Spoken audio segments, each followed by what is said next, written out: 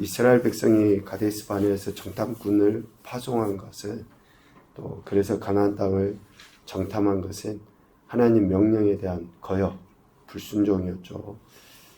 하나님께서는 이미 조상적부터 약속하신 그 땅을 이스라엘 백성에게 주시려고 올라가서 차지하라 라고 명령하셨었습니다. 그러나 그들은 인간적인 방법을 택한 거죠. 하나님 말씀을 거역한 겁니다. 이성적이고 어쩌면 합리적인 것이 우리 눈에는 보기 좋을 수 있어요. 그러나 하나님 말씀과 위배되는 것은 결코 합리적일 수 없습니다.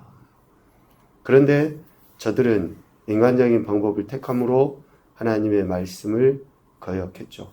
그 결과가 결국은 이스라엘이 차지해야 될 가나안 땅이 아니라 홍해길로 광야를 다시 돌아가게 되는 그러한 일이 발생하게 된 거죠. 2장 1절에 보면 홍해길로 광야에 들어가서 여러 날 동안 세일산을 두루 다니게 되었다라고 이야기합니다. 하나님 말씀에 순종하지 아니할 때에 허송세월을 하게 되어 있습니다. 그 시간이 또 결코 순탄할 수가 없어요. 고통스럽게 되고 많은 시간을 허비하게 됩니다. 그래서 하나님 말씀에 즉각 순종하는 것이 시간도 벌고 또 몸도 지키고 돈도 지키고 할 수가 있습니다. 순종하지 않으니까 1년, 2년, 3년, 또 10년 막 이런 세월들 금방 가거든요. 돈 잃고 몸 잃고 시간 잃고 사람 잃고 얼마나 비참한 인생으로 전락하게 되는지 모릅니다. 이스라엘 백성이 꼭 그와 같죠. 이렇게 광야의 길로 다시 돌아가는데 하나님이 경고하셔요. 가나안 땅을 정복하지 않은 그들에게 하나님이 분명하게 경고하십니다. 그 내용이 우리 어제 보았던 것처럼 지금 이스라엘 백성들이 광야의 길로 다시 접어들었을 때에 주변에 있던 족속들, 특별히 세일에 거주하는 에서의 자손들은 그 이스라엘을 두려워하였거든요. 그러니까 얼마든지 이스라엘 백성이 가나안 땅을 정복하지 못한 것으로 인해서 다른 땅, 즉 에서의 자손이 거주하고 있는 땅이라든지 또 모압 족속이나 암몬 족속이 거하고 있는 그 땅을 취할 수 있었거든요.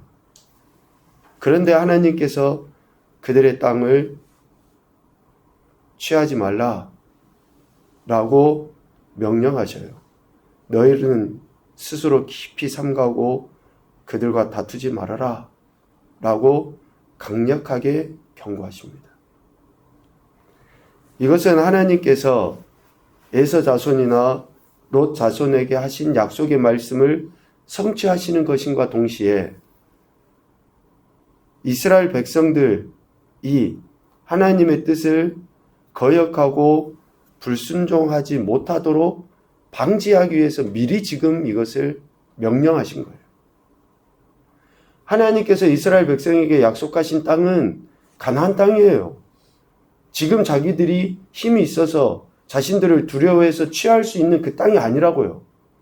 그러니까 내가 할 수 있는 것을 하나님은 우리에게 하라고 이야기하신 게 아니라 하나님이 말씀하신 것을 하라고 이야기하시는 거예요. 내가 하고 싶은 것을 하는 것이 하나님이 원하시는 게 아닙니다. 인간적으로 볼 때 이스라엘 자손을 두려워하고 우리가 가나안 땅을 정복하지 못한 듯이 에서 자손이 사는 땅, 이 땅을 정복하면 좋겠다. 얼마든지 생각할 수 있잖아요. 그러나 하나님이 기대하시는 바는 이스라엘 백성이 할 수 있는 것을 기대하시는 게 아니라 하나님이 하라고 하신 것, 그것을 기대하고 하나님이 지금 저들에게 연거푸 3번이나 강조해서 이야기하셔요. 그들과 싸우지 말아라. 그들과 다투지 말고 그냥 지나쳐라. 여러분, 이스라엘 백성들의 입장에서는 지금 자기들이 실패한 것을 만회하기 위해서는, 실수한 것을 만회하기 위해서는 자기들의 힘을 보여줄 필요가 있었던 거 아니었겠습니까? 그런데 하나님이 그렇게 하지 말라라고 분명하게 말씀하십니다.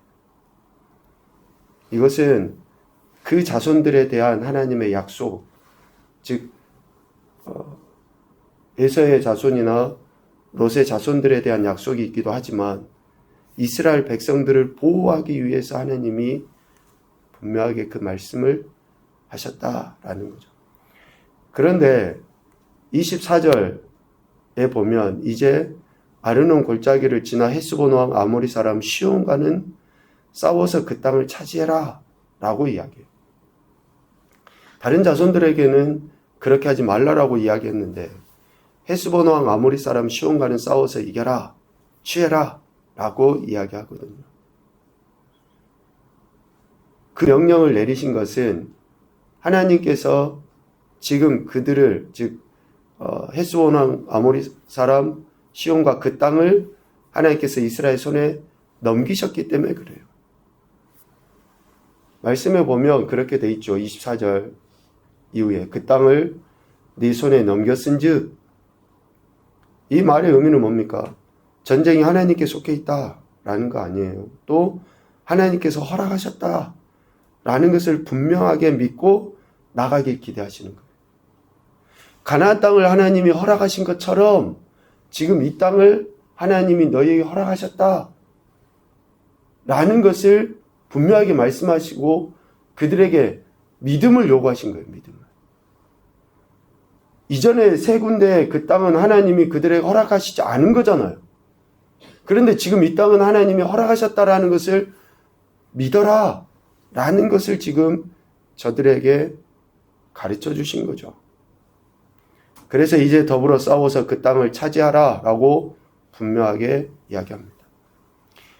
헤스본 왕 아모리 사람 시온과의 싸움이 어쩌면 가나안 족속과의 싸움을 준비하는 싸움이라고 이렇게 보신 거죠.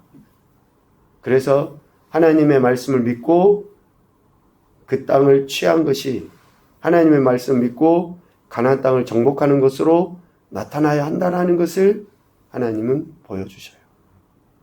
이렇게 하나님은 이스라엘 백성이 하나님의 약속하신 땅을 취할 수 있도록 차근차근 하나님께서는 그들을 이끌어 가십니다.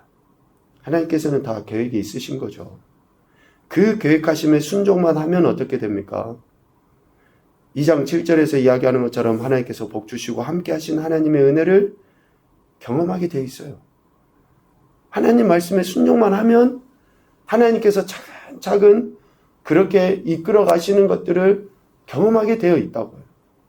그런데 순종하지 않으니까 그런 은혜들을 경험하지 못하게 되는 거죠. 더 큰 불순종으로 하나님의 영광을 가려게 되는 거죠. 이렇게 하나님께서는 말씀하시고 모세는 오늘 26절 이후에 그 절차대로 이제 진행해 나아갑니다. 율법에 의해서 보면 전쟁을 치르기 전에 어떻게 합니까? 먼저 화친을 제의를 해요. 특별히 신명기 20장 10절에 분명히 그렇게 이야기를 하거든요.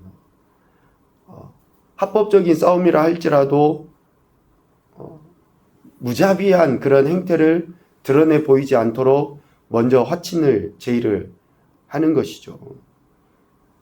이러한 그 절차대로 모세는 아모리 왕 시온과의 싸움을 하려고 하는 겁니다. 사자를 보내죠. 평화의 말로 그 땅을 통과할 수 있도록 허락해 주라 라고 이야기합니다. 그런데 30절에 보면 헤스본 왕 시온이 우리가 통과하기를 허락하지 아니하였으니 라고 이야기해요. 거절을 합니다. 거절하는 것은 이제 그의 몫이에요. 그런데 왜 거절했는가? 이건 역시 하나님의 계획하심 속에 있는 것이다 라는 것을 분명하게 말씀해요. 내 하나님 여호와께서 그를 내 손에 넘기시려고 그의 성품을 완강하게 하셨고 그의 마음을 완고하게 하셨다.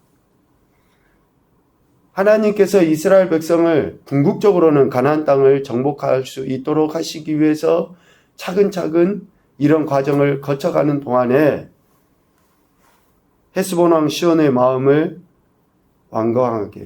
완고하게 하심으로 그들을 정복할 수 있도록, 또 그러한 일들을 통해 이후에 가나안 땅을 정복할 수 있도록 하나님께서 그런 과정을 이루어 가시는 것이죠.